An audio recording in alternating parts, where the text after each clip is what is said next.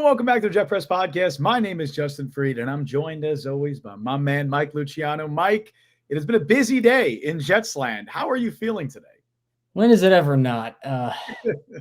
Here's how I'm feeling about the New York Jets.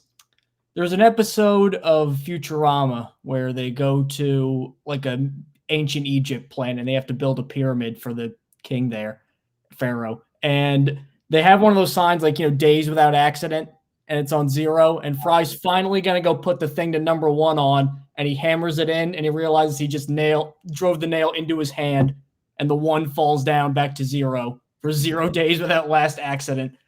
That's what the New York Jets feel like. We can never just say, all right, nothing crazy happened today. Today was just a regular ass day. That doesn't happen. We're not privy to that. Instead, we are privy to this. A bombshell report from The Athletic. Yeah. Hey, man, look, the Jets I'm so tired. Jets own the offseason. That doesn't mean it's always a good thing, but the Jets are always in the news.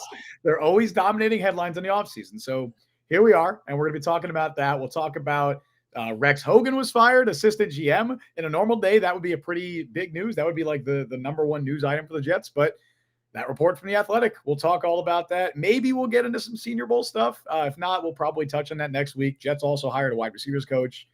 Fun, cool, great stuff. But yeah, Mike, we got to get into that Athletic report. But first, I think, do you have a little message?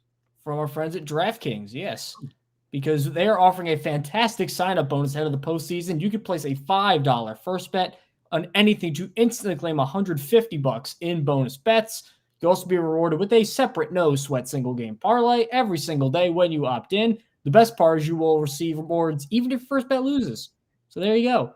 When you join DraftKings, make sure to use the code FSBETS. That is FSBETS. Not only does it get you the bonuses, but it does directly support our podcast.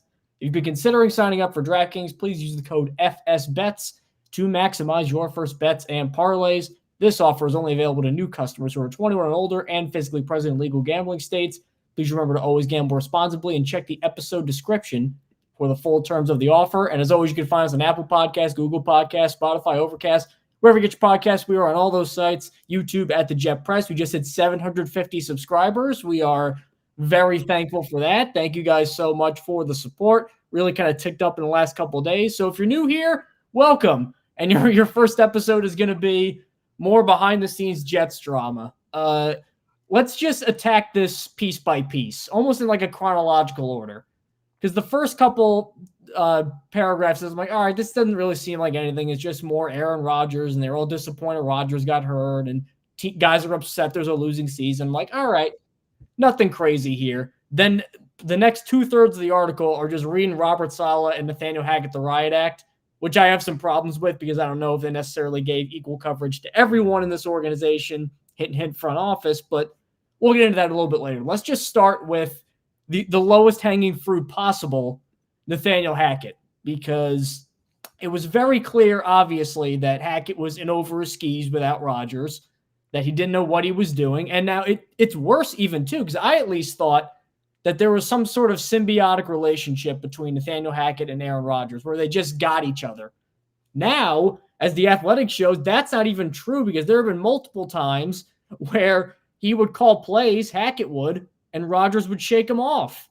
He wouldn't really adjust very well. Even the much maligned Keith Carter was saying during the Dallas game, telling him adjustments he could make, Hackett wouldn't make them. He wouldn't even really coordinate with some of the offensive staff until the absolute last minute of game prep. Then finally he benches the younger guys, and it's just a sloppy offense all around. Any normal situation without the Aaron Rodgers factor, forget not surviving at this point. You would have fired Hackett in the middle of the season. That's not a cosmetic coordinator change, like maybe like what Buffalo did. That's not that. This is, you can't function. And I mean, you don't need us to tell you that. You don't need Diana Rossini and Zach Rosenblatt of The Athletic to tell you that. You as Jets fans, you could see that. Blue is plain as day. I had 2 different warring segments, analogies that I kind of mashed together into one horrible one. But you didn't need us to really tell you that, because anyone watching the Jets could just see that Nathaniel Hackett had no idea what he was doing. And the worst part is we're probably going to see more of this, because Rodgers is basically the offensive coordinator and the assistant GM. It's his show.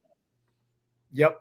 I think a lot of this report just confirmed a lot of things that Jets fans already suspected or knew about the organization, knew about the coaching staff, knew about the relationship with Aaron Rodgers in the organization. First, just shout out Zach Rosenblatt, shout out Dan Rossini for doing a great job with this. I feel like good journalism does not get appreciated as much as it should nowadays. So shout out to them. I thought they did an excellent job with this report. Even if, we'll talk about some stuff later, maybe with the front office that may have been neglected.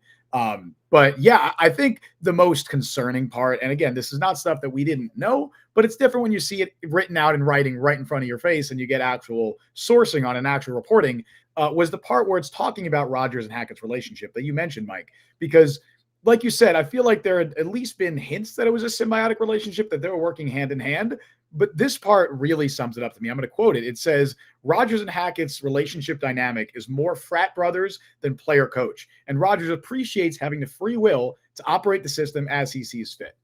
Now, what that tells me, reading between the lines, is that Rodgers doesn't respect or appreciate Nathaniel Hackett as a coach, or at least not to the extent that maybe has been put out there. He appreciates that Hackett lets him do whatever he wants. That's what he appreciates. How often have we been saying that on this show? I know. And it's, again, that's not a revelation. Jets fans will be like, oh, they'll roll their eyes. But that's a problem. Like, that's a serious problem. He goes on to state, or the article goes on to state that, quote, that's what Aaron wants, was a common refrain from Hackett as he told coaches what plays he wanted to run during camp. So, again, Hackett's not really the running the offense when Aaron Rodgers is there. Aaron Rodgers is saying what he wants, and Nathaniel Hackett is letting him do whatever he wants. Now, Aaron Rodgers is one of the greatest football players of all time. He's one of the greatest quarterbacks of all time, one of the smartest players to ever play the game. But he's not the one who should be running the offense. You should have the offensive coaching staff running the offense, which is why it should come as no surprise that when Rodgers went down and when he wasn't around the facility for a long time before he ended up returning, shit went to hell. Like, it went to shit. It went to absolute shit because Nathaniel Hackett is not qualified to be an offensive coordinator in this league. He's not. He hasn't been for years. He clearly showed in Denver he can't run an offense, and he showed it here in New York. I don't think anything in this piece that was revealed about Hackett was necessarily shocking or surprising, but it is concerning. And it also goes on to state that the Jets are exploring ways to, I believe they said, make a collaborative effort with the play calling in 2024, because as the article states, the Jets have clearly lost faith in their belief that Nathaniel Hackett can run an offense. And now, if you have two offensive coordinators, you don't have an offensive coordinator. Exactly. I would love somebody to point to me one example in NFL history, because maybe there is out there, but I don't know any, where a collaborative play calling effort has worked on offense, where that's been a successful game plan.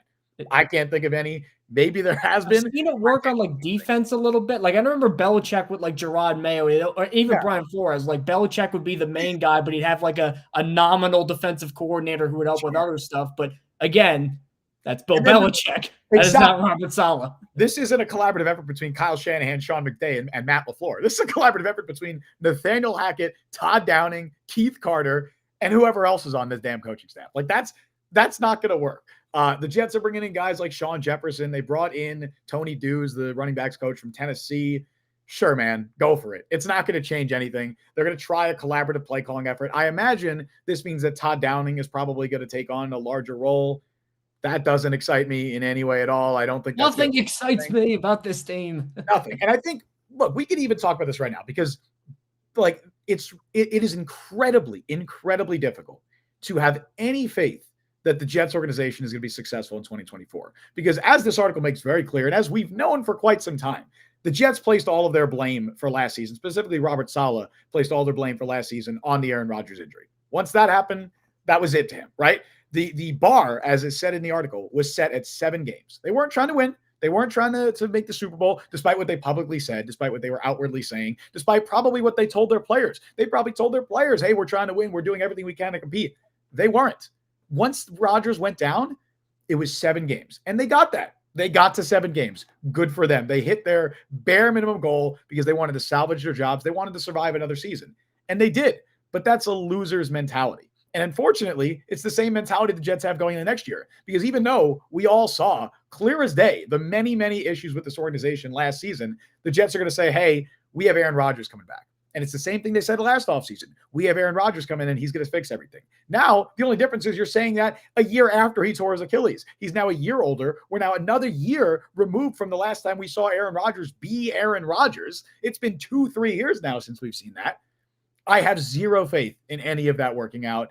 Even if they go out and make moves like, oh, they bring in Calvin Ridley, awesome. They draft Olufoshanu in the first round, awesome. I think those would be good moves by themselves, but I still don't have faith in this regime. I don't have faith in the coaching staff. I don't have faith that this regime will survive another year because I don't have faith that the Jets will be good in 2024. I'll at least defend Robert Saleh on one thing, because I feel like we expect oftentimes too much of our athletes and coaches, where like at the end of the day, these guys are like human beings with flaws and personality traits, and they get affected by the same stuff that we do. And whatever you thought of Robert Saleh, you could hate him. You could think he's coach of the year because of what he did with that defense. But one thing that I feel like everybody said at the beginning of the year was, damn, it sucks that he didn't get to coach Aaron Rodgers and he has to coach Zach Wilson and everybody else. And I don't think anybody would assume that, like, oh, he's going to be just as fine with Zach Wilson instead of Aaron Rodgers. But one of the things that really kind of irked me is that he bemoans this in The Athletic Beast, where he says, I could end up being a Vic Fangio. Now, for those that don't know, Vic Fangio has been a defensive coordinator on again and off again for like almost like 30-something years. I think 35 years. Like, I remember he was a linebackers coach in the 80s with the Saints when they had the Dome Patrol, and that was all 4 linebackers made the Pro Bowl. That was Vic Fangio. Like, that's how long this guy's been a defensive mastermind in this league. And then he finally gets a head coaching job in Denver, and look who his quarterbacks are. Flacco and Case Keenum, I think, was there, and Drew Lock. Like, he had young Drew Lock in Denver, and then he got fired after 3 years. I don't think he ever had a winning season in Denver. So, like, that's a legitimate fear of Robert Saleh. And you know what? I'd be afraid of that too. Because I think, not to say Vic Fangio was going to go win a couple Super Bowls, but definitely Vic Fangio, probably because he's older too, blew his only shot as a head coach because he didn't have good quarterback play. So when Robert Saleh does it, that's a very honest thing. I guarantee you, any coach in that situation where if you're cooking on one side of the ball and the other side of the ball you're not familiar with is terrible, you're like, man, I'm going to get fired because of this. How many great offensive coaches have had terrible defenses where they give up 28 points a game and then they get fired because of that and they just never figure it out? That's a very real concern. I don't think it necessarily makes them look weak. Like, maybe you need to be that sort of emotional, for lack of a better word, like a psychopath to not think about that to be a successful NFL head coach. But I don't know. I feel like if I were in that position, I would worry about that too. I think it's one thing to think it. Of course he's going to be feeling that way. Of course he's going to compare himself to someone like a Vic Fangio, who I believe is friends with Robert Saleh. Of course, they've both been in the league a while. It's one thing to think that. It's another thing to make it vocally apparent to everyone who's around you. And as the article, at least it paints a picture that Robert Saleh was publicly saying this stuff, was vocally, he was bemoaning this stuff. He was being very vocal about the fact that, man, I'm so unlucky. Man, the Jets are so unlucky. If only Rodgers didn't get hurt. That's a loser's mentality. That is, you think Mike Tomlin's doing that shit? Mike Tomlin's had Kenny fucking Pickett, Mason Rudolph, Duck Hodges as his quarterbacks after Ben Roethlisberger retired. You see Mike Tomlin moping about this shit? No, man. Like, and I don't want to be that guy to be like, oh, grow up. But I feel like a lot of people in that Jets organization, in that Jets regime, they got to grow up. It's Connor Rogers said this on Twitter, and I thought it was a great point that he made. It's not a good look when the most professional people in the organization look like they're Garrett Wilson and Sauce Gardner. Like, they're the ones that are handling this the most mature way. I don't think it's a good look at all to publicly just be, or not publicly, but privately to your staffers, to maybe even members of the roster themselves, the front office members, be like, man, this sucks that Rodgers got hurt. I guess we're not going to be able to compete this year. A couple other points in that article that I thought were really quick before that, though. Like, sure, you need this and a couple other things that I think you're going to mention, though, too. This seems like stuff, like, obviously it's not good that this got out, but I feel like these are things that a lot of bad teams like say and have happen over the year. Like, I don't think this is it's not great, but I feel like this happens with a lot of bad teams. And I think, like, at one point earlier, Salah mentioned earlier, well, the Giants are just as bad as us, possibly worse than us this year. Why aren't they getting half the coverage we are? I think they're, like, if you talk to guys in, Washington, Carolina, even New England this year, like, I'm sure there's similar stuff like this going on. And I think I do at least get why Salah's like, why are they acting like we're the only dysfunctional team around here lately? They're acting like that. I can get that that's frustrating. I know you can't control it, but I sympathize with that. They're acting like that because they're a New York team with Aaron Rodgers as their quarterback. they signed up for all the publicity. They made it they went on a publicity tour in the offseason. No, not necessarily them. It wasn't. They signed up for Aaron Rodgers. They didn't sign up for Zach Wilson. Well, yeah, they signed up for Aaron Rodgers, and that's the feedback they're going to get as a result. Whatever happens after that, him getting hurt, that obviously is incredibly unfortunate, but they signed up for all the media attention. So they shouldn't be upset about that. Now, it's a completely different thing for us as fans, for us here talking to people on YouTube, to be like, yeah, the Jets and Giants aren't covered the same, because I don't think that they are. It's another thing for a coach of a losing team, because the Jets were a losing team, and Robert Saleh was looking to point fingers for why the coverage was different and why they were losing. It's another thing for him to be upset about that, and for him to make that something that he's clearly, that shouldn't be his priority. His priority should not be, oh, the Jets and Giants are covered very differently. A couple of things from Saleh in that article that I think it makes him look weak. Like, I hate to use that word, but it makes him look like a weak leader. One of the things was so not only Saleh being vocal about his bad luck, he did, according to this article, personal research on records of head coaches of teams with great QBs when they were playing without their quarterback. This was after that Dolphins loss. He looked at other quarterbacks. I believe it was like, I forget where it was. Where was it? Hold on. I'm going to find it in the article here. Here it is. He found that Bill Belichick, Mike McCarthy, John Harbaugh, Zach Taylor, Mike McDaniel, Kyle Shanahan, and Sean McVay all had losing records in those situations. And that Mike Tomlin, as I mentioned before, was the lone exception. The article states that became Saleh's battle cry as the Jets' losses piled up and criticism mounted. What did you expect? We lost Aaron Rodgers. I mean, in a negotiating room, I could get that, because he's going to have to go in there with his agent and fight for his job, and that's at least sure.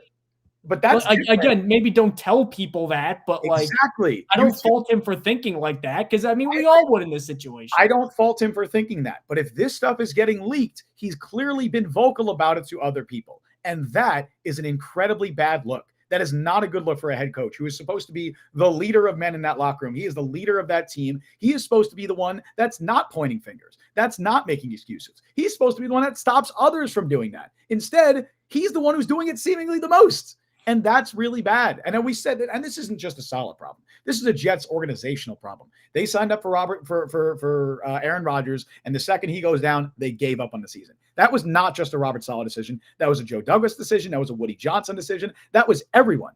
But as the head coach of a team, you cannot be the one that's pointing fingers. You have to cut that shit out.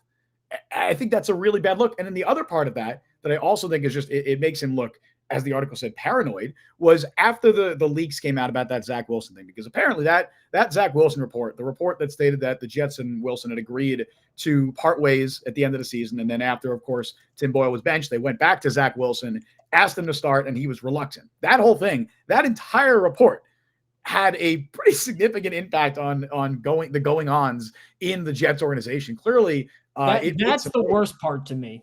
Right. That part of it is the only one where I'm like, okay, dude, what's going on? Yeah, because that report comes out, then Aaron Rodgers goes on the Pat McAfee show and he says, yeah, we gotta cut these leaks out. We gotta stop this shit out before it gets even worse. And only then, when Rodgers says that publicly, does Robert Saleh kind of freak out. As the article says, Robert Saleh went into a tailspin, I believe was the exact verbiage that was used. The coach had a meeting with his staff 2 days later, this is a quote from the article, where he asked the leader to reveal himself, according to multiple people in attendance. If you come forward now, you won't get in trouble, he told them, while threatening to take their cell phones. Like it's like a kid who like spray painted the back of a school. Like the principals. Never in my 24 years of being an educator have I seen this. And then that's crazy, man. Staffers were bemused by Saleh's obsession with the Wilson story and his reaction to it. And you know why he was probably reacting like it? Because Aaron Rodgers said something about it. Because another prevailing theme in this article was that players and teammates and coaches were not happy and are still not pleased about how much Saleh fawned over Aaron Rodgers. And again, that's not just a Saleh problem. That's a Jets organizational problem because they gave him the keys to the franchise as one source. Now, mind you, this source is not from someone in the Jets organization. I believe it was from a rival team or another AFC team, but it said that Rodgers was basically the GM and Joe Douglas was the assistant GM. Again, that's not coming from. It's easy to say that, you know. Right, exactly. I don't read too much into that because that's not coming from someone within the organization. That's someone on the outside looking in, and that's pretty much the same intel that we have. But I think all of that just makes Robert Saleh look incredibly weak. It shows me that, one, I don't think he has complete control over his coaching staff and locker room, because he's making that big of a stink about stuff getting leaked. And then 30 anonymous sources from his organization leaked shit for this article. That doesn't strike me as, like, clearly whatever he was saying didn't get through to his coaching staff and his players and everybody, because the leaks have only gotten worse. And it just, I don't know. It's not a great look for me for a head coach to be paranoid about leaks, to be pointing fingers at everyone else but himself and but his own team, to being like, oh, look, it's external factors. It's unfortunate. It's bad luck that all this stuff happened. That's bad leader. Bad leaders do that. It's bad leadership, but I will again qualify. I don't want to make it seem like I'm just defending Salah nonstop, but sure. Here's what I'll qualify it with too. Like, for a guy who is a third-year head coach and has really only been a coordinator or head coach for like 5-6 years in the league, because before he was a position coach, so still generally kind of inexperienced. Like, this situation, I don't care how good of a coach you were, this exact situation on anybody would be extremely trying. Now, I know that you obviously don't get the benefit of hindsight. You don't get to do things over again. But, early on, we talk about Mike Tomlin. I know he said bad quarterbacks. If Mike Tomlin traded for Aaron Rodgers, then he got hurt immediately, I'm sure some stuff would go haywire over there too.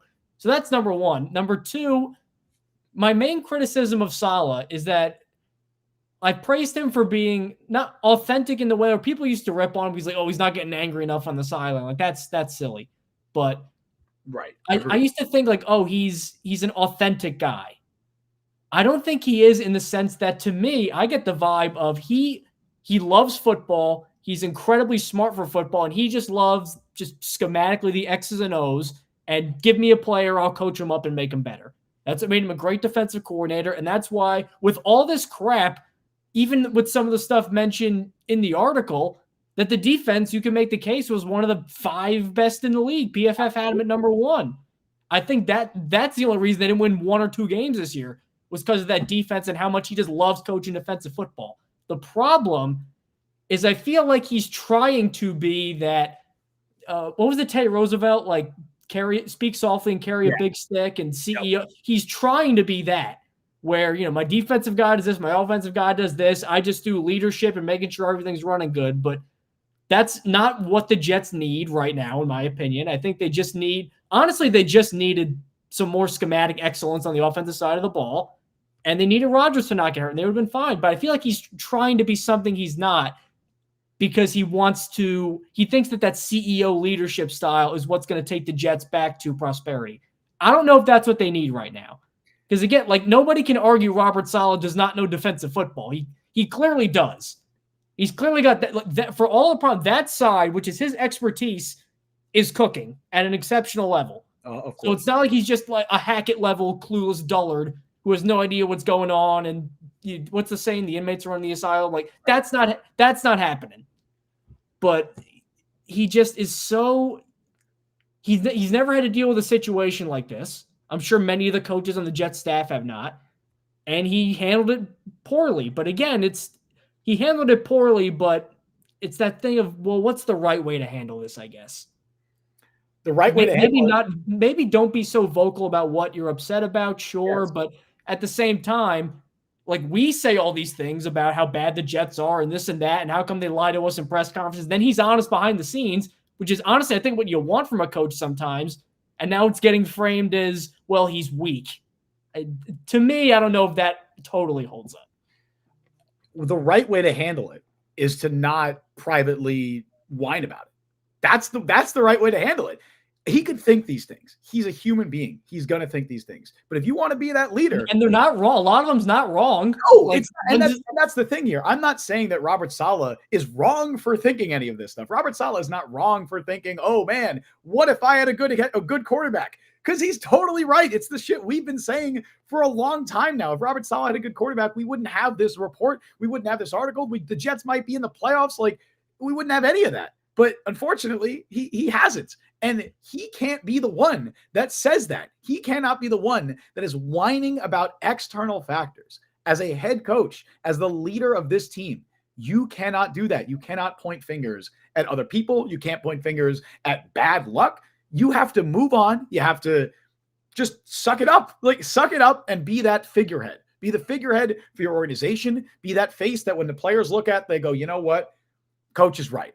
Robert Saleh's right. We shouldn't be pointing fingers. If he's pointing fingers, that sends a message to everyone in the organization that everyone else can do that too. Oh, the offense is failing. Well, the defense can just point fingers and blame the offense. Sure, rationally speaking, yeah, that makes sense. But as a head coach, did that for 4 months this year. Right. But as a head coach, you cannot allow that to happen. You can't. You just cannot do that. And that's honestly a credit to so many of the young guys that they have in that locker room that they weren't doing that. Garrett Wilson had a million opportunities to throw the entire offense under the bus. He did say this year was the most depressing year of his life. So there's that. But he never once said anything about, oh, you know what? It's Zach Wilson's fault. He even hinted at it. He didn't hint at it being Nathaniel Hackett's fault. If anything, he said, I need to be better. Didn't he say, like, what happened this year can't happen again? Isn't that hinting at something? I think that's hinting at the entire offense being bad. He has made it very clear to himself or to everyone else that he needs to be better himself. He said that with the fumbles. He's like, I need to get that shit straightened out.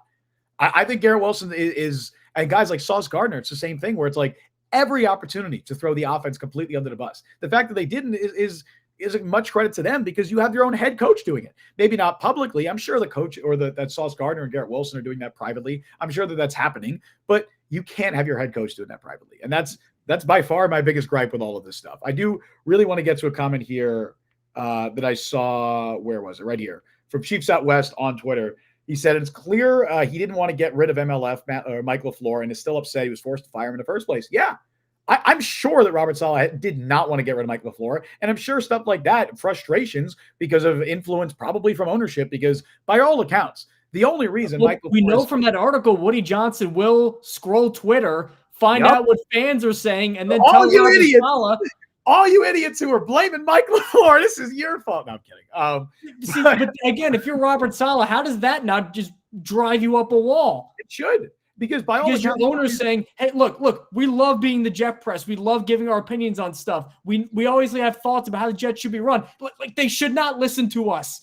Maybe they should have listened to me on Dalvin Cook and Alan Lazard. Right, but they should listen to common sense and stats. They shouldn't go, well, Justin Fried on the Jet Press, who has a lot of Twitter followers, said they should use Dalvin Cook less. That's what he did. And I can see why Robert Saleh's like, are you kidding me? The idea of Woody Johnson reading a Michael Nania tweet where he's like, gotta bench CJ Uzomah. And then Woody goes to Saleh and's like, hey, do you guys think of doing this? That is Chiefs Out West. I could see why he's paranoid. Yeah, if your boss was like, listen to these random guys on Twitter. Yeah.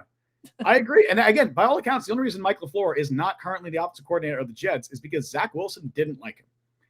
And Salah didn't even like Zach Wilson. By all accounts, yeah, I know. But by all accounts, that's what it seems like right now. And in Woody Johnson, maybe he was reading the press clippings, or in this case, what I guess the new age way of saying that, he was reading the tweets. Like, Woody Johnson is apparently very active on Twitter. Again, that's not something that we didn't know. Like, I feel like we already kind of knew that, but the article makes it clear that not only is Woody Johnson active on Twitter, he is seeking out tweets that are criticizing the Jets and bringing it to Robert Saleh and saying, hey, what do you think about this? And, he's not Al Davis, who was a coach and an owner who wrote. Woody Johnson's a pharmaceutical heir. What do you know about football, Woody Johnson? Right. It's the schematics of football, Woody Johnson. As Brian Chat said, they should have listened to you about not firing LaFleur. The very first episode of this podcast, over a year ago, we talked about how the Jets should not fire Mike LaFleur. Woody should have watched that. Someone got to send that to Woody. I don't know. Yeah, he's reading all the wrong tweets, man. That's the problem. But I will say this, though. One other comment I want to make on this whole story, and I've kind of hinted this a little bit. We'll get into this with the Rex Hogan discussion a little bit later. I still am of the belief that for as many faults as the coaching staff had, I do legitimately think they'd have like 1 or 2 wins without Robert Saleh's defense. Sure. And I think the front office is a bigger problem 100%. In terms of, like, look at the things that where they were. Even the story early on about how the offensive line was always getting killed by the defense in practice. You could look at everything. The lack of offensive line depth. That was Joe Douglas in the front office. The inability to get a better quarterback after Rodgers. That was the front office. Bringing in Hackett in the first place. That was the front office.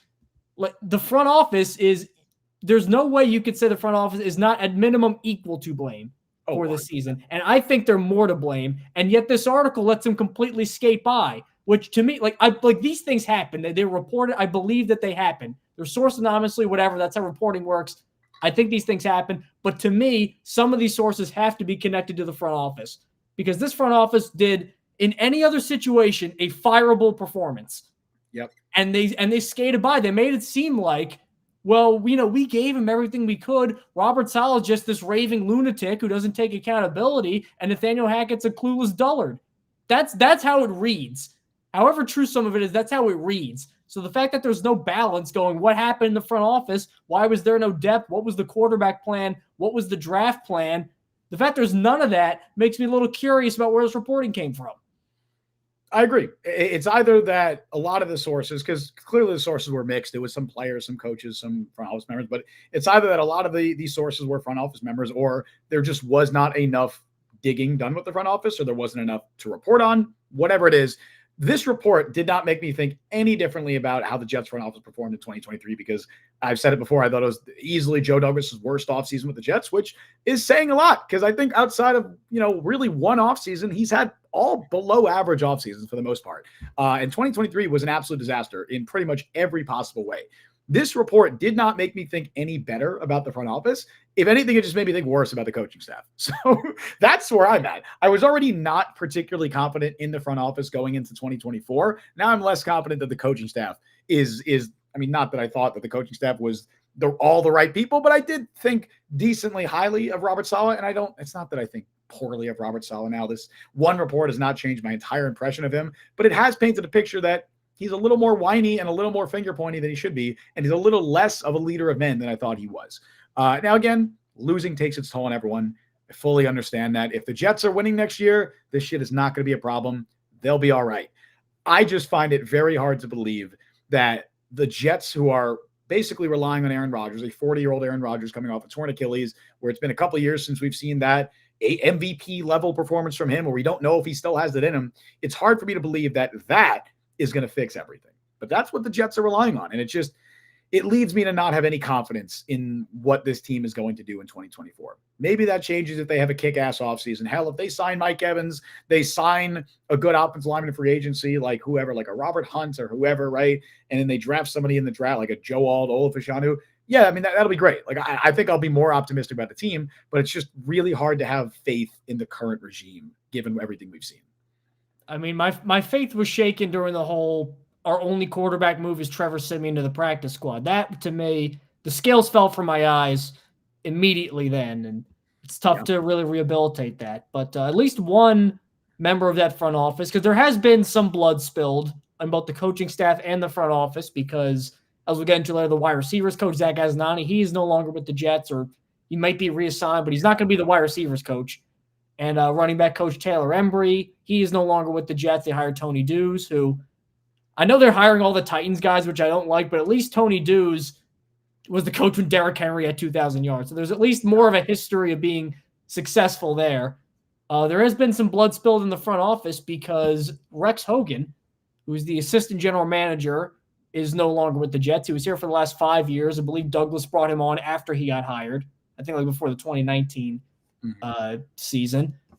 And I can't really be too melancholy about this, because he was Douglas's apparently the number 3 because Aaron Rodgers, but he's one of the top guys in the decision-making process. It seems like he was more of a draft guy because he was always big down at the Senior Bowl. He was always collecting information down there. And of course, as the report said, he was not there this year. So this may have been in the works for a little bit. But the Jets had one amazing all-time draft where you draft 4 Pro Bowl talents, 2 of whom who have made it and 2 of whom probably would make it with any non-Zach Wilson quarterback, back to back to back to back. Unbelievable. Outside of that, bottom 3 drafting team in the league. Who have they drafted really? Maybe they've had a couple like late round developmental wins, but in terms of cornerstones where these guys are going to be Jets for the long haul, who have they drafted? Like a Michael Carter would be Michael Carter the second. That is not the first. But that's over 4 years. Like One really good late hit. If you ignore the 2022 draft, the Jets have been a very, very poorly drafting team for a few years now, since Joe Douglas got here, 100%. Exactly. And Hogan, again, I don't know what the collaborative process is there. I don't know if Hogan's being ignored, and maybe that's why he left, because he wasn't being heard by Joe Douglas, or if it's really a 50-50 thing. I don't know how much input Robert Salah has. I'd imagine he has some, because the Will McDonald pick felt totally like Robert Salah saw with the Senior Bowl and said, I need this freaking guy on my team. Sure. But I'm not sure about that. But again, I can't be too morose about a guy from a failing front office who had a great deal of responsibility getting shown the door, because this front office was just not up to snuff this year.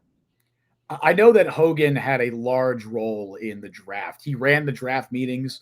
I know he oversaw pro and college scouting, but I believe he had more of a hand with the draft. And like you said, Mike, outside of that 2022 draft, which it's silly, we can't just ignore the 2022 draft, because it is genuinely one of the best NFL draft classes maybe ever. At least it's shaping up to be that. Like, it is that good. Like, it is legitimately that good.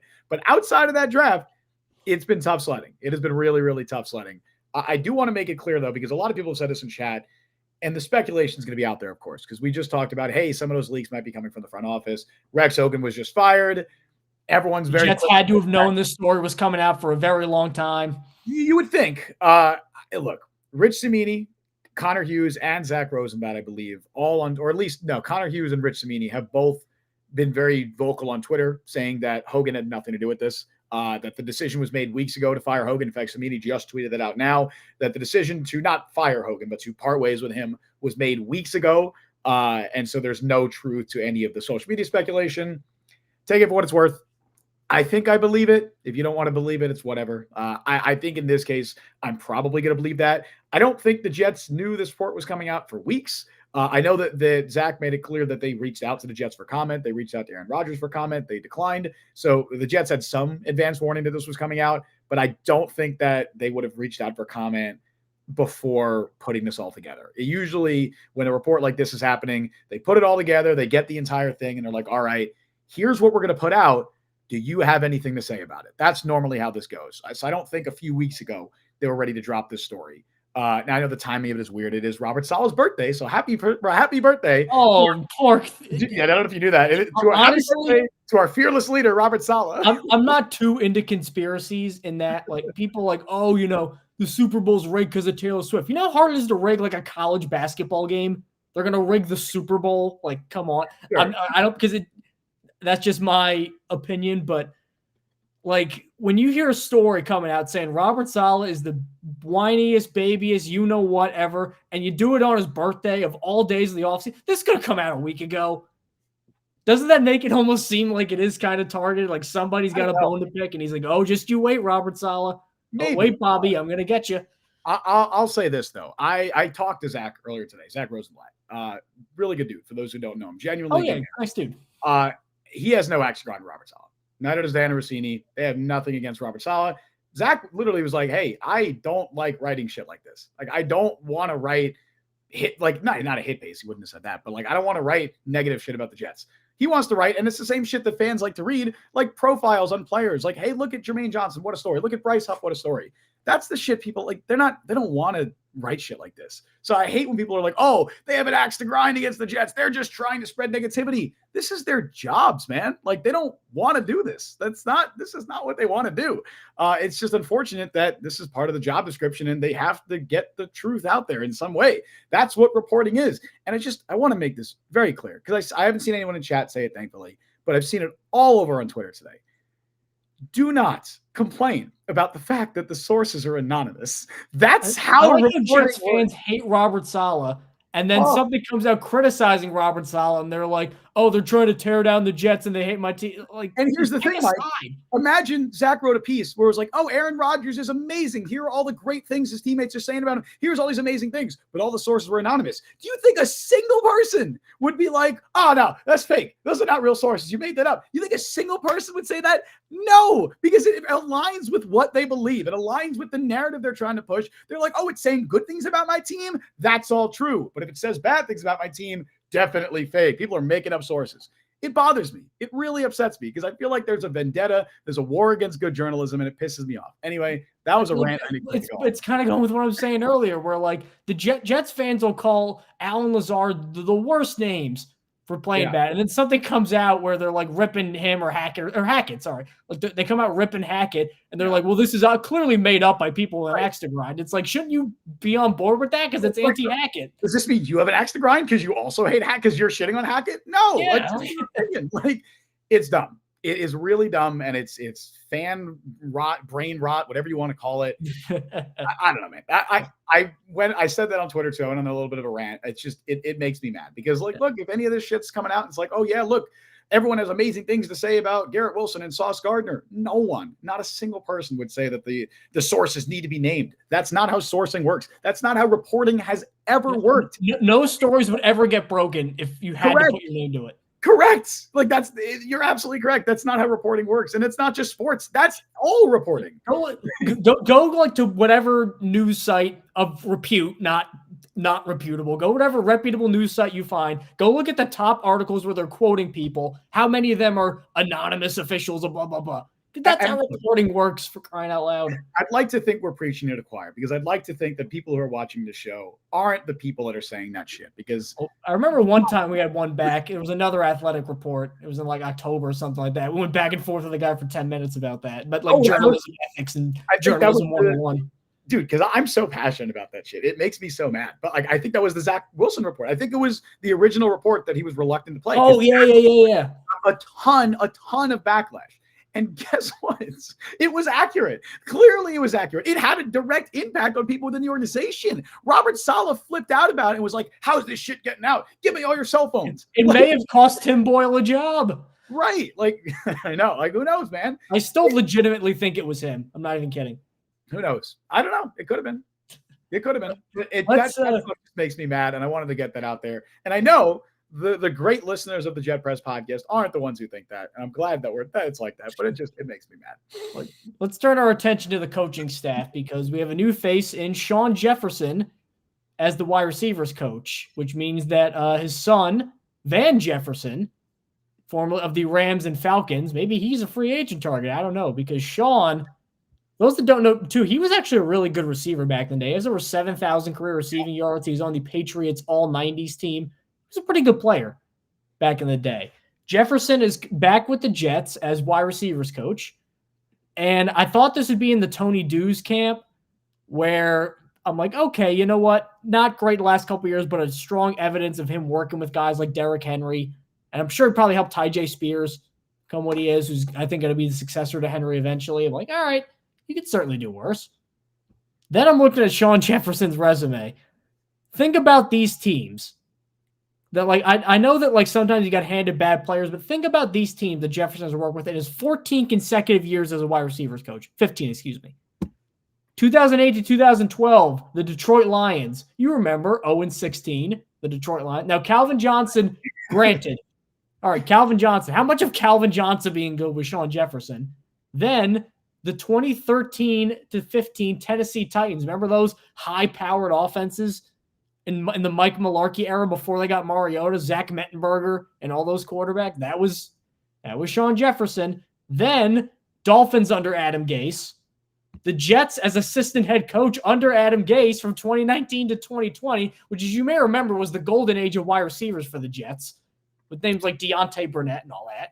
That was Shawn Jefferson. Then the Arizona Cardinals for 2 years had DeAndre Hopkins. DeAndre Hopkins was already established when he got there. And one of the big complaints about the Cliff Kingsbury offense was how limiting it was for his receivers and how that contributed to Kyler Murray kind of taking a step back as last year. And then last year, the Carolina Panthers, the worst receiving corps in the league, who were the number one pick again. That's not a resume that to me that doesn't really lend itself to NFL success in my opinion. Now, he might be a great guy. There has to be, I believe when it's one thing to have a nepotism hire for a couple of things like Hackett this year, like we see that all the time, but you can't nepotism your way to 16 straight years of wide receiver coach spots. There has to be something there, but I don't know. I would have liked to see, obviously I want to see more wholesale changes with the offense in terms of what they do with Hackett and stuff like that, but I don't think this is really going to be too much of a needle mover. Yeah, I mean, I don't think it moves the needle much. Like, ultimately, it's a wide receivers coach. Genuinely speaking, like, it's probably not going to move the needle much at all. Like, ultimately, Nathaniel Hackett is still the offensive coordinator. This is still the same coaching staff. But I think I like the move more than you do. I feel like you're painting a very negative picture of Shawn Jefferson because some of I those just listed what he's done in the NFL. Is that a negative picture? Some of those teams, look at with the Dolphins, right? Got some really good football out of Jarvis Landry. Got some pretty good football out of guys like Devontae Parker and Kenny Stills. When Parker was healthy, he was pretty solid with the Dolphins. Kenny Stills was he had his best football with the Dolphins. Jarvis Landry played the best football of his career with the Dolphins as well. With the Jets, it wasn't exactly a receiver hotbed, but he developed Robbie Anderson. Look at what Robbie Anderson's done after leaving the Jets. No, not that. Not Robbie Anderson. Other than that 1 year in Carolina, what has Robbie Anderson done after leaving the Jets? Not much. He played.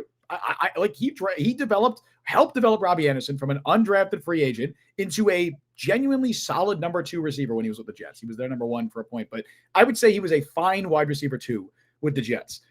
That's pretty good. I don't think that's bad. With Carolina last year, there was nothing. They had nothing. It was bad talent all around. That said, I thought he still got pretty solid production out of a guy in Adam Thielen, who I thought was done before the year. I was about a top 50 pick in Jonathan Mingo, who did nothing, and DJ Chark regressed. Yeah, but first of all, DJ Chark is whatever. He's been signing 1-year flyer deals with teams for the last 3 years.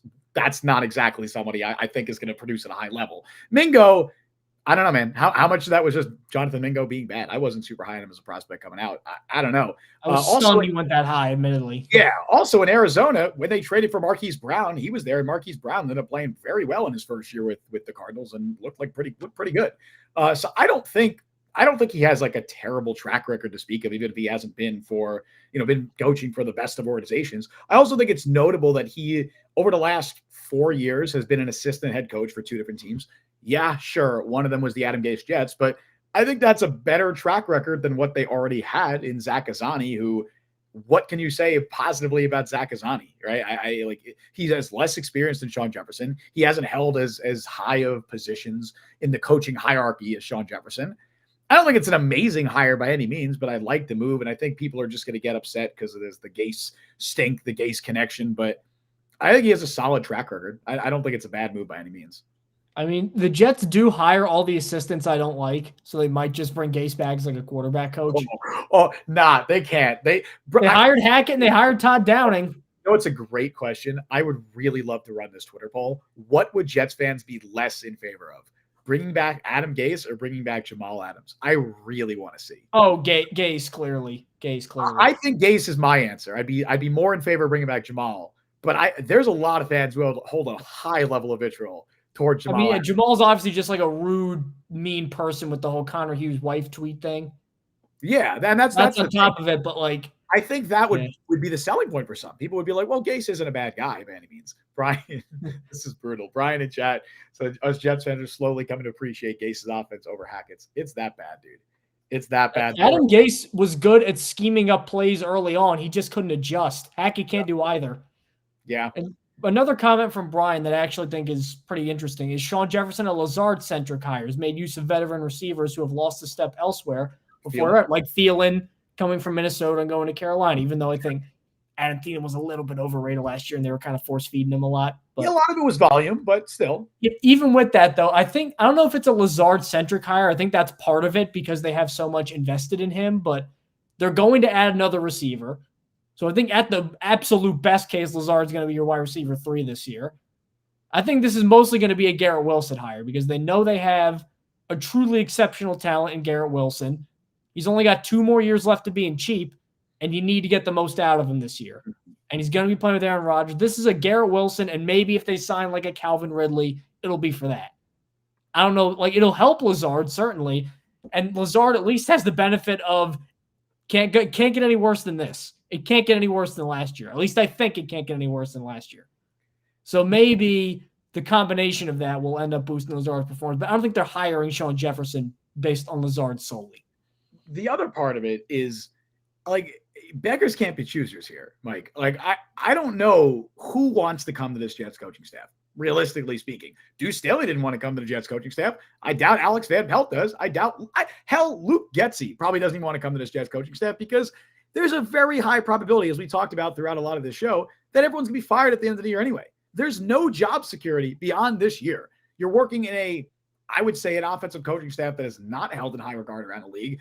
Like, that's probably an understatement.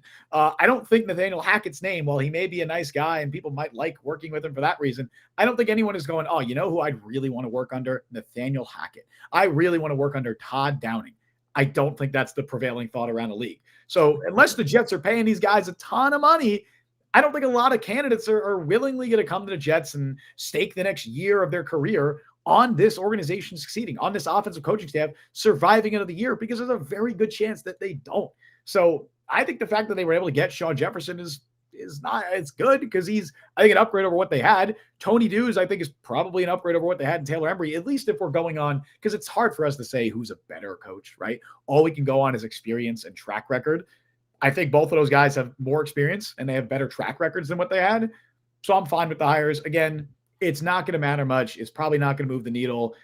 The Jets are probably still going to fail in 2024. Like, I'm in a negative mindset right now. I really am, just because of I've lost a lot of faith in the organization. I've lost a lot of faith in the regime, but I like these moves. I think they're fine. I think Shawn Jefferson's a good hire.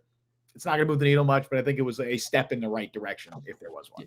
You bring up Hackett. Like, it's funny looking at this report and imagining like Robert Salah reading this report and probably getting, I think a little justifiably pissed off because they paint him as like kind of this, angry whiner who doesn't take any care. Like, I could see him being pissed off. Imagine Hackett reading this. What do you got to be thinking if you're him? Because this just makes him seem like he's just like he can't do anything right. Like, he's even going to read it. He doesn't strike me as someone that cares. Like, I don't think Nathaniel Hackett cares about what others think of him. Like, just wouldn't that challenges your professional integrity to be like, hey, no, I actually can't coach offensive football? Like, wouldn't that piss you off? I'll say this, and this is going to sound bad. Robert Salah should take some pointers from Nathaniel Hackett. And by that, when I say that, I mean that Robert Salah should care less about what others think. He should care less about what others are saying, care less about media coverage, and care more about stopping the finger pointing. All right. Nathaniel Hackett has never struck me as someone who points fingers. He's just bad at his job. All right. But he's not going to give a shit if others are saying he's bad at his job. He's just going to keep doing things the way he does it. Now, it's not going to yield positive results, but maybe Robert Salah should start doing the same thing and stop caring about what the media coverage is. Stop caring about the external factors. Point fingers at yourself. You want to talk some Senior Bowl? Yeah, let's talk a little Senior Bowl because it is Senior Bowl week. Senior Bowl practices kicked off yesterday, I believe. The game is this weekend. Jeff Ulbrich, while all this nonsense is going down, is down in Mobile coaching at the Senior Bowl, coaching I believe is the head coach of the national team. There's a few guys a part of that national team, though, I think that he's going to keep his eye on. The Jets have shown an affinity towards Senior Bowl players in the past. I believe Will McDonald was at the Senior Bowl, I think, last year. Jermaine Johnson. Video of him spinning around Darnell Wright, who was like a top 10 pick lock. I think that's what sold it. Who a lot of people wanted the Jets to draft Darnell Wright. And he ended up going before they were, I think he went 9th, right? To the Bears. Went like 9th or 10th to the Bears. Yeah, so he ended up going before the Jets could even pick. But yeah, I would not be surprised at all if the Jets end up with a couple of Senior Bowl players. Mike, who is on your radar at the Senior Bowl? Before that, CB Miller, Salah got to stop playing golf with beat writers. Joe Benigno is not a beat writer. Joe Benigno is a media institution. But I do agree. And the pain, bro. And also, I mean, he's not a beat writer, but yeah, I mean, let him play golf, whatever. But don't be texting Joe Benigno saying, yeah, man, Zach Wilson sucks. You can't do that as the head coach. You're not wrong. You can think that, but don't be texting Joe Benigno that. Don't be telling people in the organization, oh, you know what? All this is because Zach Wilson sucks. All it's because Aaron Rodgers got hurt. That you can't do that. Anyway. Benigno rules, though. I'll make an exception. He rules if you don't take anything he says seriously and you just treat him as like the drunk uncle who just shows up. No, he had actual look, some of WFAN has objectionable programming right now. Benigno is. Don't get me started. Above that. Don't get me started on the shit that happened with Boomer Esiason this week. I don't know if you saw that. Did you see the Boomer Esiason? He went after you? No. Oh, okay. Hold on. Really quick. I want to talk about this. So Boomer Esiason, I'm not going to say too many bad things here, but I don't particularly like Boomer Esiason. He's probably the only person that I've ever met or talked to in this industry who's outright treated me like shit. Just not a pleasant person to me. Anyway, I don't know. You remember the whole grain of salt thing, Mike? Do you remember that? Yep. So for those who don't know, I went on Gio and Boomer. They asked me to come on, by the way. I didn't just call up, get an email from them asking me to come on, go on the show because I wrote something about Boomer Esiason saying that, it was a report he had. And in the report, I was like, oh, take it with a grain of salt, whatever. Right. Just because Boomer Esiason has been wrong many times on his reporting, right? That's fine. I don't think that that's a controversial take. They didn't take too kindly of that. They brought me on and were just not great about it. Anyway, Boomer Esiason reported last week that it was a lock, an absolute lock, that Ben Johnson would be the head coach of the Washington Commanders. Apparently, this has become a recurring spot. I didn't notice, Mike. You know that they continuously reference the grain of salt comment now on their show whenever Boomer reports something. They do that. I don't check in I really only check in on after the Jets game on all Monday to listen to all the shows. But this was brought to my attention. I didn't know this. But during that report, he's like, Gio asked him, is it a grain of salt spot? And Boomer's like, nope, it is a lock. Obviously, Ben Johnson is not the head coach of the Washington Commanders. So I find it very funny that Boomer continues to take digs at me, continue to take shots at me with the grain of salt comment. And in doing so, while making fun at the fact, like, take my reporting with a grain of salt, he's wrong about his reporting again. So anyway, just want to throw that out there. How do you really feel, Justin? I thought that was pretty funny that Boomer Esiason was wrong with his reporting. Look, and again, I'm not saying like Boomer's not making shit up. He has sources. He just jumps the gun with this shit. So anyway, anyone who knows me knows I don't talk shit about anybody like in this industry company. I'll defend everyone. Like, nah, man. Anyway, we'll move on. Moving back to the move on to Senior Bowl stuff. I will say one Jets movement is dying at the Senior Bowl, and that is the take a quarterback at 10. Oh yeah, I think it's dead. I think that's already dead in the water. Well, I think this officially killed it because obviously the top two pick, we don't know if it's going to be Drake May and Caleb Williams or Caleb Williams then Drake May. I actually think May might be quarterback 1, and I actually would like, because Caleb Williams is a DC guy. I like to see him go to Washington, go back home. But those two are 1, 2 in some order. And it seems like Jaden Daniels is going to be number 3. And New England has basically hinted they're adding a quarterback at some point. So it seems very likely they're going to get Jaden Daniels. Mm-hmm. After that, there's really no defined quarterback 4. It's a big miasma. There's J.J. McCarthy, which would be hilarious because he's not QB4. There's Michael Penix from Washington, who's at the Senior Bowl. And there's Bo Nix from Oregon, who's at the Senior Bowl. And from what I've seen at practices and seen on Twitter, all of the quarterbacks have kind of struggled in Mobile, specifically Nix. He's been the worst of them. Now, Penix, obviously, I think is the better player, but he has the injury history. He's torn both ACLs. Nix had a real opportunity here to overtake him, especially after Penix was kind of iffy in the championship game. He didn't take it. So if you want Bo Nix on the Jets because they don't have a second-round pick at 10, I feel like your movement just died here, buddy. Now, again, that doesn't necessarily mean he's going to stink because I was at the Senior Bowl in 2020, which, by the way, I talked to a Chargers exec then. He said they were going to take Herbert no matter what, and that was in January. You should have reported that. Mike Luciano's scoop. Yeah, but anyway, I think I did mention it back in a way existent article before I was even in Fansided. But I also said the Patriots were going to take Harrison Bryant, and then that didn't happen. I Boomer Esiason and jumped the gun on that. But anyway, because they were looking at him all. But anyway, that movement died. I'm not saying that's necessarily going to mean he's going to be a bust forever because I was at that game and Jalen Hurts was terrible at Senior Bowl practices. He was awful. And as we know now, Jalen Hurts is pretty good. So not the be-all, end-all, but not a good look for Bo Nix. And didn't James Morgan ball out? That was the Shrine Bowl he balled out. Oh, Shrine Bowl. So he didn't even get the Senior Bowl. That's right. Who else? Alex Highsmith, I remember, really balled out. And you know who else was a top 5 performer? And I had a 5th-round grade on? Bryce Huff.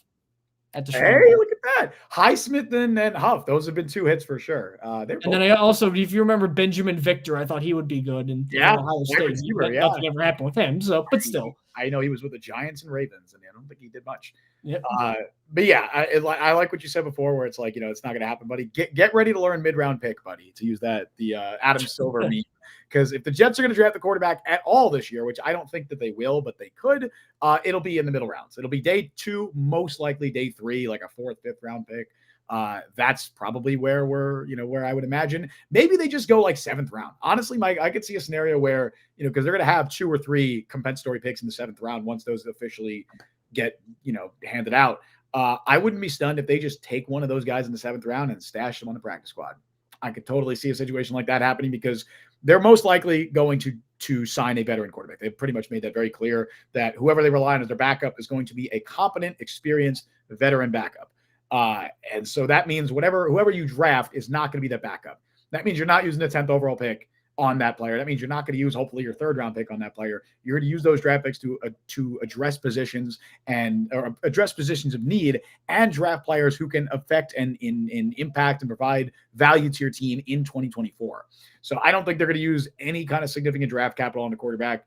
I completely agree. I don't think that narrative was even still alive, but yeah, if it was alive at all, definitely dead now. Real quick before I get on to our last Senior Bowl point that I want to mention, Cisco, where do you see Zach going? Minnesota, if I'd ask right now. Ooh, okay. I think we had a whole podcast we were talking about this not that long ago. Yeah, I think. Chiefs. That's going to be my prediction. Although I think I saw Boomer said Chiefs as well. But yeah, so then that's not going to happen. Chiefs, but I still Chiefs make the most sense to me. Andy Reid's got the BYU connection. Who knows? I could legitimately see San Francisco too. Like I could 100% see that. Darnold's a free agent at the end of the year. Kyle Shanahan can maybe try and fix him. Obviously, Zach Wilson has experience in a Shanahan adjacent offense. I'll just say probably not the Rams because I don't think he's going to go to reunite with Mike LaFleur. I would have liked it with McVay too, but moving on. One player that actually got linked to the Jets pretty heavily, which I think is interesting right now, is Taliesin Fuaga, who is the right tackle for Oregon State. He seems like a first-round lock at this point. It's still, I know that Olu Fashanu has slipped a little bit. It still seems like the top two tackles locked in are Olu Fashanu from Penn State and Joe Alt from Notre Dame. Those still seem like 1, 2 in whatever order you decided. Number 3, which the Jets may have to really prepare for, because I think it's possible that one of them lasts until 10. I don't know if it's likely. So you need to start looking whoever number 3 is. And we've heard J.C. Latham from Alabama.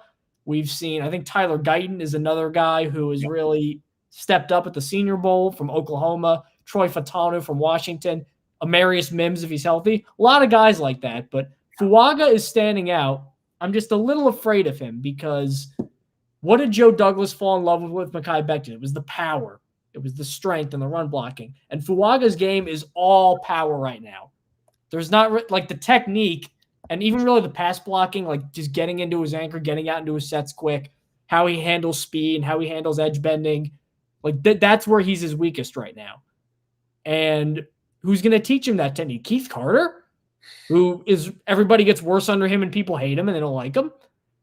The Jets, I think, need to prioritize safety right now at the tag. I know you always draft for potential and long-term and stuff like that, but I just can't imagine if after Mekhi Becton leaves, they then draft a guy who has a similar style of play in Fuaga. He goes through the same frustrations, and then we're no closer to getting an actual offensive line for Aaron Rodgers. I think outside, and look, I don't think I've done as much research on the top tackles as you have to this point. Outside of Joe Alt, is there a safe bet at tackle in this draft? Like, I think even someone like Olu Fashanu has a lot of work to do. I mean, I think you have the upside there, obviously, with him, and he's the problem with Fashanu was he was like unprecedentedly good as last year, and then this year he was just very good. So it looked worse than it did last year. I think there's some technical issues to clean up with him as well. Alt is the most NFL ready, if you want to use that term. I think all of them are starting day one in the NFL regardless.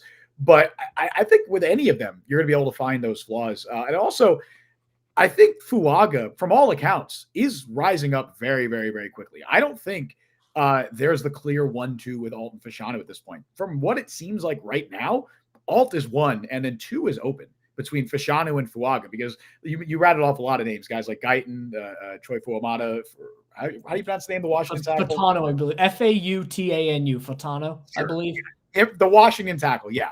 Amarius Mims, J.C. Latham. There's a lot of guys there in that, I would say 15 to 32 range that are all vying to be first-round picks. Fuaga has seemed to separate himself from that pack. And if he can have a really, really strong showing in the Senior Bowl, I think he was pretty impressive by all accounts by people who were down there on Tuesday. If he can have that strong showing, I could see him 100% climbing up to that top 10 range and maybe even passing Olu Fashanu. I know on Daniel Jeremiah's top 50 prospects that he just released, he has Fuaga at 11 and Fashanu at 12. So he already has Fuaga over Fashanu. I imagine there's going to be teams that feel a certain way at some point as well. It also depends on what you're looking for, because Fuaga's a right tackle. He also, I think, can probably kick inside the guard if you want to do that. I don't think you're using a top 10 pick on someone who's going to kick. Big. He's like 6'6". That's a big guard. He is, but I bet he has that versatility. And I don't think he played much left tackle at Oregon State, but I'm sure he could do it. Fashanu is more of your typical left tackle. He was a left tackle at Penn State. He has that, already under in his bag, I guess. But it's gonna be really interesting to see how it shakes out. I think that Alt is the clear-cut OT1, tackle one, the best tackle in his class. I'd be shocked at this stage. Again, it's January 31st. A lot can change. 3 weeks ago, no one was talking about Talihisi Fuaga being a top 10 pick. Now it's possible. A lot can change. But right now, I'd say Alt, probably not going to fall to the Jets at 10. You're realistically looking at Fashanu, Fuaga, whoever's there. And even look at someone like last year. We talked about Darnell Wright. In January, no one was saying Darnell Wright was going to be a top 10 pick. That was not the – okay. Hi, Mike. You were saying that. Or not our top 10, our top 15? Top 10. Yeah, he went 9th. That's crazy. If you top said 15, is that close enough? Sure. I mean, he was top 15. So, yeah. But, if you said Darnell Wright was going 9th overall in a mock draft in January of last year, you'd get laughed at because that makes up for my Desmond Ridder takes. Yeah, that was. I think you got to sell all that Desmond Ridder stock, man. I don't think it's going to pay off. I still believe. But a lot changes. A lot changes. Right now, Fuaga is the guy who's rising up those boards. A strong showing in a Senior Bowl can help. I think Tyler Guyton is another one who can really improve his stock because the big knock against him is really just experience. He only had that 1 year of starting at Oklahoma. I think he transferred. But if he can show that he's more ready, more NFL ready than a lot of scouts maybe think he is, he's someone who I think Guyton can work his way in the top 10 conversation over the course of the next couple of months if he has a good showing at the Senior Bowl and does all the right things in the pre-draft process, tests well, measures well. I could see him rising as well. I will say this about Fuaga's tape. He is the most fun of the top tackles to watch. Oh, yeah. He just He's got ragdolls people. That Tevin Jenkins to him. He does. Well, Tevin Jenkins has been kind of mixed. No, I know, but he had that nasty, that tape. I loved watching Tevin Jenkins in college. Brian Sternberg, as if he turns out to be like former Oregon State tackle Mike Remmers. Mike Remmers played tackle like he had one leg. He was. Yeah, I don't know. Remember when he single-handedly lost the Super Bowl for the Panthers? Yes. Because every single play, Von Miller would just run by him and hit Cam. Yeah, I would say probably not. Remmers was. I was just checking. Remmers was also undrafted. I was like, when was Remmers drafted? He was not drafted. He was undrafted. I can see why. Yeah, it's obvious to everybody, including Cam Newton. He has only 301 too. He's a lot smaller than Fuaga, but sure, the Oregon State connection. Go Beavs. Go Beavers. So with that, I think we're ready to call curtains on this episode of the Jet Press. Another noisy week because it's the Jets and all the weeks are noisy because nothing can ever just go easy with this team. But thank you for listening. Thank you for subscribing on YouTube. We just hit 750. Thank you for that. So as you can find us on Apple Podcasts, Google Podcasts, Spotify, Overcast, wherever you get your podcast. We are there, and YouTube at the Jet Press. Make sure you subscribe, likes on the stream. That really helps. Good review on Apple Podcasts. That really helps.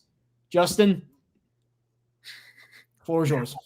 I appreciate the Jets for dropping all of this news before we recorded because we've had an unfortunate, I don't know, not to pull a Robert Salah here and blame the external factors, but we've been pretty unlucky with a lot of news getting leaked or getting reported during the show or right after we finished recording. So I'm glad all this stuff came out before and we were able to talk about it. We'll be back next week, probably talking more Senior Bowl draft stuff unless another bombshell report comes out. Maybe about Aaron Rodgers, who knows? But hopefully we'll do some draft stuff. Maybe get into some predictions because I think we were trying to plan to do that this week. Didn't end up happening because of all this stuff. But anyway, for those who have listened, for those who have stuck around, we always appreciate it. And thank you all for joining us on the show today. You can follow Mike on Twitter at by Mike Luciano. Follow me on Twitter at Justin T. Freed. Follow Jet Press at the Jet Press. Download Jet Press Podcast wherever you get your podcast. Check us out on YouTube and TikTok. Subscribe, hit that notification bell. You guys know what to do. We stream live every Wednesday at 3 p.m. Eastern Time. Thank you all for listening to Jet Press Podcast. I've been Justin Freed. That has been Mike Luciano. We will see you guys next week. See you folks next week.